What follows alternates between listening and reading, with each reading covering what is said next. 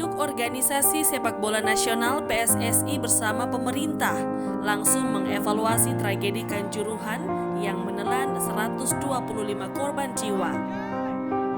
Pemerintah membentuk tim gabungan independen pencari fakta untuk menginvestigasi secara menyeluruh.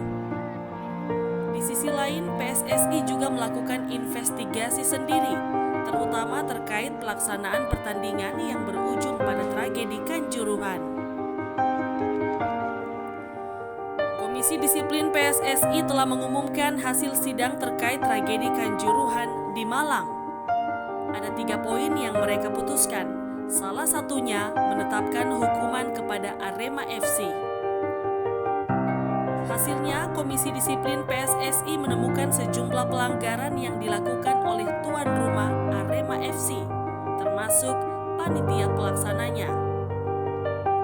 Putusan pertama, Komdis PSSI memutuskan bahwa klub Arema FC dan panitia pelaksananya dilarang menyelenggarakan pertandingan dengan penonton sebagai tuan rumah dan harus dilaksanakan di tempat yang jauh dari home base Malang dengan jarak 210 km dari lokasi.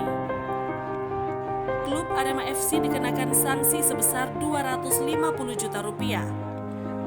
Serta pengulangan terhadap pelanggaran terkait di atas akan berakibat pada hukuman yang lebih berat. Putusan kedua, yaitu ditujukan kepada panitia pelaksana. Ketua pelaksana dinilai harus bertanggung jawab terhadap kelancaran event besar ini. Komdis PSSI melihat ketua pelaksana tidak menjalankan tugasnya dengan baik dan cermat dan tidak siap, serta gagal mengantisipasi kerumunan orang yang datang, padahal punya steward. Kepada Ketua Panitia Pelaksana Abdul Haris, tidak dibolehkan beraktivitas di lingkungan sepak bola seumur hidup. Putusan ketiga, ditujukan kepada officer atau steward atau orang yang melakukan semua keluar masuk penonton, security officer Arema FC, yaitu Suko Sutrisno dianggap bertanggung jawab kepada hal yang harus dilaksanakan, tapi tidak terlaksana dengan baik.